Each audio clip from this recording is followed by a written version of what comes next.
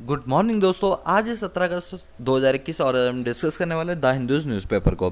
दोस्तों, अगर आपको इसकी पीडीएफ फाइल डाउनलोड करनी है तो आप हमारा टेलीग्राम चैनल ज्वाइन कर सकते हैं, जिसका लिंक दिया हुआ है डिस्क्रिप्शन बॉक्स में, या फिर आप टेलीग्राम पर इकोनॉमिक्स सीजी को टाइप करके भी हमारे चैनल को ज्वाइन कर सकते हैं। दोस्तों, आज की न्यूज़ में थोड़े से पॉलिटिकल न्यूज़ ज़्यादा मिलेंगी, क्योंकि आप जानते ही हैं कि अफगानिस्तान में किस तरह से तालिबान ने जो है वो कब्जा कर लिया है।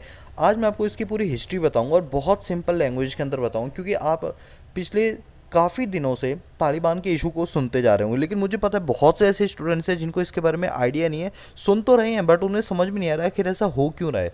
तो चलो मैं आपको बताता हूँ। यानी अभी मैं ये वाली न्यूज़ कवर कर रहा हूँ, ठीक है।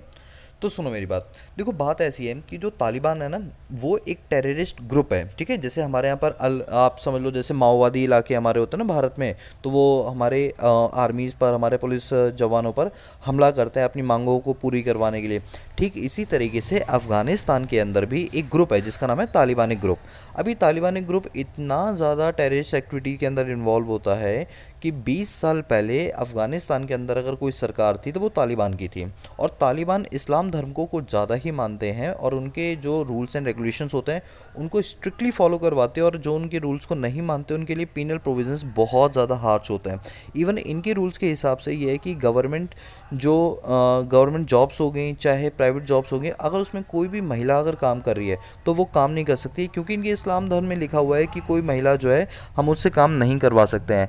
कोई भी महिला कार नहीं चला सकती है, बाहर निकल नहीं सकती है, और अगर वो बाहर निकलेगी तो वो बाकायदा पूरा वो कहते हैं ना बुर्का वगैरह पहन के। और उनको पढ़ने की कोई आज़ादी नहीं होती, अपनी बात रखने की आज़ादी नहीं है, सोशल मीडिया प्लेटफॉर्म पे वो एक्टिव नहीं हो सकती है। मतलब इतने हार्श रूल्स एंड रेगुलेशन, आप कह सकते हो कि एक तरह से आपका जो फ्रीडम है वही आपसे छीन लिया जाएगा। ये उस टाइप के लोग हैं, यानी इनकी सोच कुछ इस तरीके से है। तो अब सोचो कि जब ये तालिबानी जो लोग थे, तो इन्होंने, अब क्योंकि इनके पास वेपन्स वगैरह बहुत ज़्यादा होते हैं, वैसे इनके पास आर्मी कोई खास नहीं है, बट स्टिल इन्होंने पता नहीं किस तरीके से लोगों को मार मार के वहाँ पर जो है इन्होंने बम बारूद इकट्ठे किए और पूरी तरह से कब्जा कर लिया। दोस्तों, मैं कहूँगा कि यूएस यहाँ से हार गया।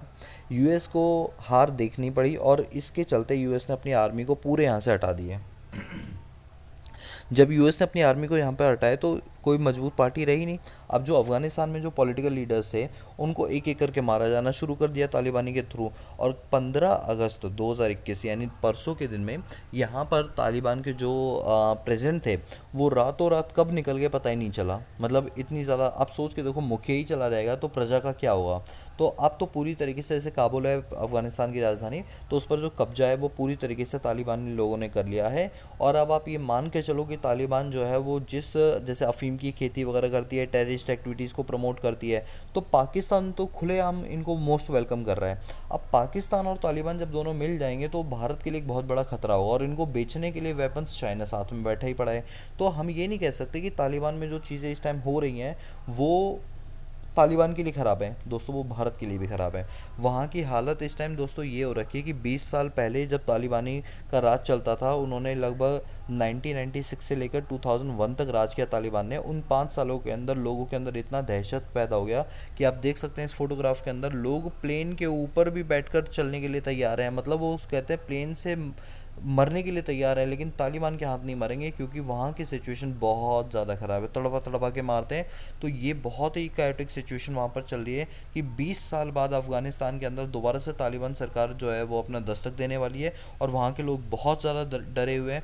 इसी वजह से जो यूएसए उसने जो अपने डिप्लोमेट्स है वो वहाँ से डिप्लॉय कर लिए हैं। भारत के भी कई सारे नागरिक वहाँ पर फंसे पड़े हैं। और दोस्तों, आपने कल की ही वीडियो में एक देखा ही होगा कि एक एरोप्लेन जा रहा है जिसके ऊपर कई सारे लोग भाग रहे हैं, उसके ऊपर चढ़े पड़े हैं, और इसका जब वो हवा में होता है तो कई सारे लोग, अराउंड 3 लोग जो हैं उसमें से, जो प्लेन के जो व्हील्स होते हैं उनमें बैठे हुए थे, वो नीचे गिर जाते हैं। मतलब इतनी कैओटिक सिचुएशन चल रही है, आप सोच के देख सकते हैं कि रेलगाड़ियों पर हमने भागते हुए लोगों को देखा चलती रेल पर।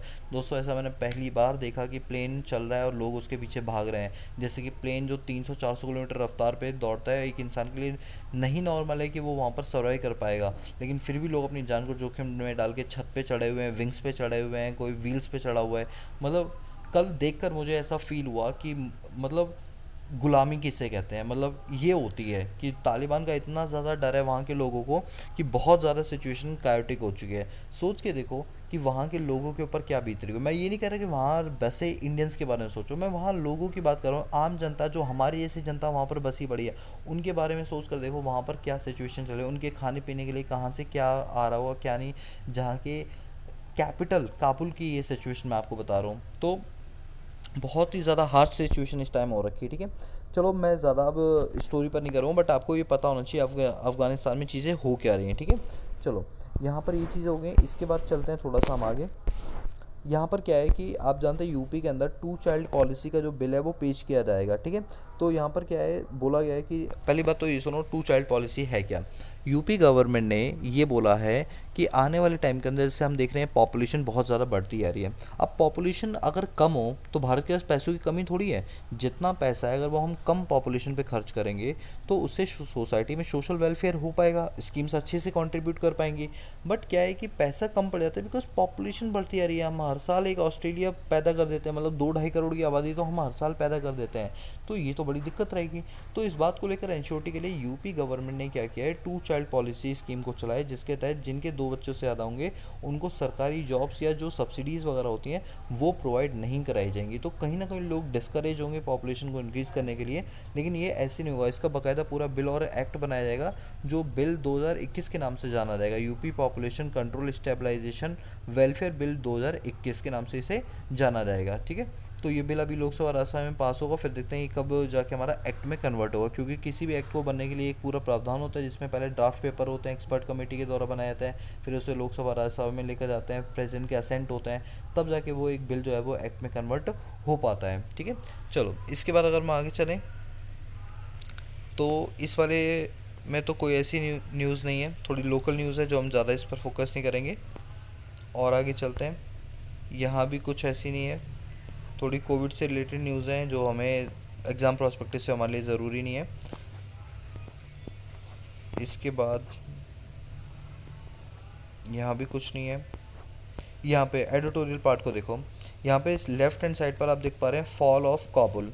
काबुल मतलब आप जानते हैं अफ़गानिस्तान की राजधानी काबुल है।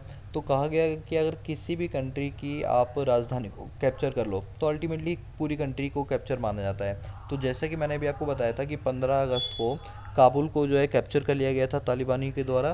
तो यहाँ पर वही बात बोली गई इस एडिटोरियल के अंदर कि 20 साल बाद दोबारा से तालिबानों का जो है वो दोबारा से कब्जा होने वाला है, और 20 साल पहले जो उन लोगों ने 5 साल रूल किया था उसका लोगों को डर है, जिसके चलते लोग यहाँ से भागने की कोशिश करें। जैसा अभी थोड़ी देर पहले मैंने डिस्कस किया था, सेम यही चीज़ इस एडिटोरियल के अंदर दे रखी है। ठीक है, तो कोई ज़्यादा इसमें खास नहीं है, इस वजह से अब मैं इसको ज़्यादा डिस्कस नहीं करूँगा। अब यहाँ पर क्या आती है, the message from the IPCC report. पहली बात तो ये आईपीसीसी का फुल फॉर्म समझ लो, inter government panel of climate change. अब आपको मैंने 2 या 3 दिन पहले भी बताया था कि आईपीसीसी अपनी एक रिपोर्ट लॉन्च करती है जिसके तहत वो क्लाइमेट में होने वाले चेंजेस के बारे में बताती है। तो दोस्तों क्या है यहाँ पर, सबसे पहले सुनो, पेरिस एग्रीमेंट के अंदर जो मीटिंग होती है उसको कॉप बोलते हैं, जैसे कॉप 1, कॉप 2, कॉप 3 करके बोलते हैं। अभी जो हमारी मीटिंग होने वाली है वो है कॉप 26।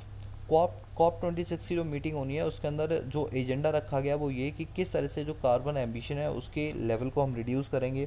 और साथ के साथ कॉप 24 के अंदर एक बात बोली गई थी कि जितने भी कार्बन एमिशन जिन लोगों ने खूब ज़्यादा बस्ट किए, जैसे अगर हम बात करें डेवलप्ड नेशन की, इन्होंने खूब ज़्यादा प्रोडक्शन कर करके अपनी इकॉनमी को तो बेहतर बना लिया लेकिन एनवायरनमेंट को इन्होंने अफेक्ट किया।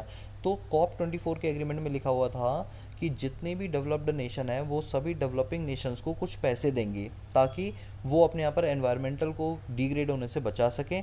और एक बात सोचो, यूएसए ने खूब सारा प्रोडक्शन किया, उसकी तो इकॉनमी बढ़ गई, लेकिन एनवायरनमेंट पर तो इम्पैक्ट सभी पर पड़ेगा, चाहे वो डेवलप हो, चाहे डेवलपिंग हो, चाहे अंडर डेवलप हो। तो इसलिए इन लोगों के ऊपर एक पेनल्टी लगाई गई थी कि जितने डेवलप्ड नेशन है वो सारी डेवलपिंग और अंडर डेवलप्ड नेशन को कुछ पैसे देंगी जिससे कि वो अपनी इंडस्ट्रीज़ को उससे बूस्टअप करवा पाएँ या फिर ग्रीन एनर्जी को प्रमोट कर पाएँ। तो यही पूरी आईपीसीसी की रिपोर्ट बोली गई। बस आपको इसमें समझने वाली बात इतनी है क्योंकि ऑलरेडी हम 2 क्लास पहले इसमें डिस्कस कर चुके थे कि अब जो नई मीटिंग होनी है उसको कॉन्फ्रेंस ऑफ पार्टी यानी कॉप बोलते हैं, COP, और ये 26वीं मीटिंग अब होने वाली है। ठीक है, चलो आप लोग मुझे नीचे कमेंट सेक्शन में बताना ये 26वीं मीटिंग कहाँ पर होने वाली है, किस कंट्री में ये मीटिंग होगी। ठीक है, चलो ये हो गया। इसके बाद यहाँ पर लेफ्ट हैंड साइड पर एक और एडिटोरियल दे रखा है जो कि है बीटिंग प्लास्टिक पॉल्यूशन।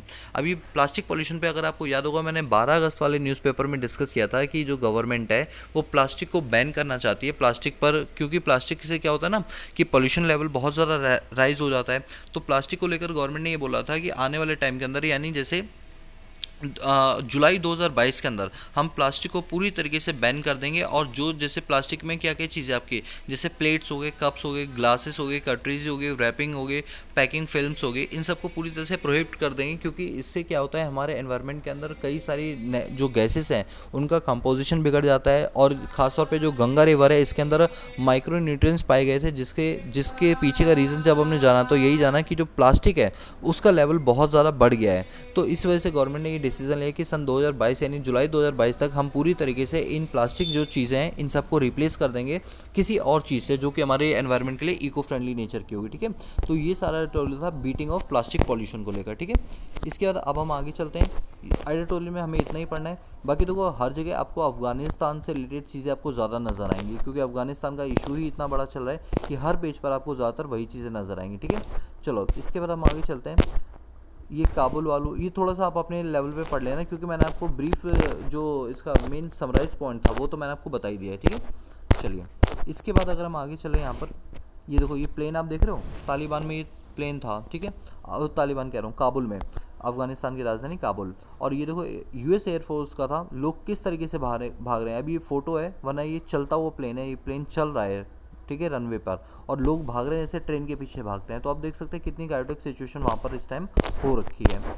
चलिए इसके बाद और अगर हम आगे चलें तो होलसेल प्राइस इंडेक्स, मैंने आपको एक चैप्टर भी पढ़ाया था इंडेक्स इन्फ्लेशन करके, उसके अंदर बताया था कि होलसेल प्राइस इंडेक्स होता है और एक कंज्यूमर प्राइस इंडेक्स होता है। होलसेल प्राइस इंडेक्स के अंदर क्या होता है, होल सेलर के पॉइंट ऑफ व्यू से देखा जाता है कि उसके यहाँ पर कितनी कीमत उसको पड़ रही है। तो होलसेल प्राइस इंडेक्स के अंदर एक गिरावट देखी गई है। अगर हम जुलाई डेटा की बात करें तो वो 11.2 था, जून की डेटा की अगर हम बात करें तो वो 12.1 है। गिरावट मतलब बढ़ोतरी की बात की गई कि यहाँ पर जो है महंगाई थोड़ी सी बढ़ गई है WPI के अंदर।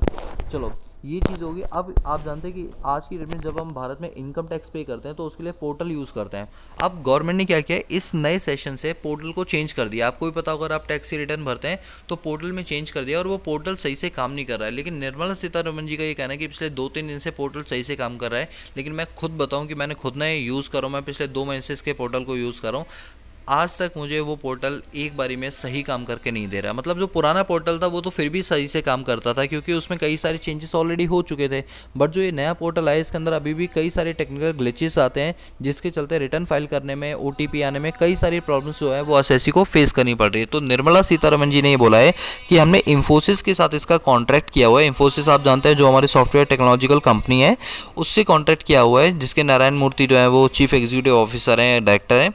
तो इनके साथ कॉन्ट्रैक्ट किया हुआ है कि आने वाले टाइम के अंदर जो ये ग्लिचेस आ रही हैं टेक्निकल, ये आनी बंद हो जाएंगी। तो देखते हैं, हो सकता है, देखो कोई भी नई चीज़ आती है तो प्रॉब्लम तो स्टार्टिंग के अंदर होती है, बाद में धीरे धीरे चीज़ें ठीक होने लगती हैं। ठीक है, चलो ये सारी चीज़ें हमारे पास। अब हम बात करते हैं कि निफ्टी के अंदर कौन कौन सी आज की डेट में 50 कंपनियां हैं। तो मैं बता दूं आपको, Adani ports, Asian paint, Axis bank, Bajaj auto, Bajaj finance services, Bajaj finance, Bharti Airtel, BPCL, Britannia India, Cipla, coal India, Divi's lab, doctor Reddy lab, anchor motor, Grasim India, HCL, HDFC bank, HDFC life, Hero MotoCorp, Hindustan Hero moto, Hind Unilever, ICICI bank, IndusInd bank, Infosys, Indian oil corporation, ITC, GSW steel, Kotak bank, L&T, M&M, Maruti Suzuki, Nestle India limited, NTPC, ONGC, power grid corporation, Reliance industry, SBI life, Shree cement, sun pharma, Tata consumer product, Tata motor, Tata steel, Tata consultancy services, tech Mahindra, Titan, UltraTech cement, UPL और वेप्रो, ये 50 company जो Nifty में आते हैं। Sensex में top 30 companies आती हैं। अगर हम बात करें उसकी SDR की, तो स्पेशल ड्राइंग राइट जो कि IMF लोन देती है, उसके अंदर 5 करेंसी कौन कौन सी होती है, US dollar, pound, dollar, euro, pound, Japanese येन और चाइनीज़ युआन, ये 5 करेंसी होती हैं जो SDR के अंदर कवर की जाती हैं। तो आज की सेशन के लिए हम इतना ही रखते हैं, क्योंकि आज की क्लास में हमें कुछ ज़्यादा पढ़ने की ज़रूरत नहीं थी। जितने एडिटोरियल कराया उतना ही आप कर लेना, आपके एग्जाम के लिए इतना ही ज़रूरी होंगे। ठीक है, तो आज के लिए इतना ही, बाकी मिलते हैं नेक्स्ट क्लास में। तब तक के लिए पीस आउट।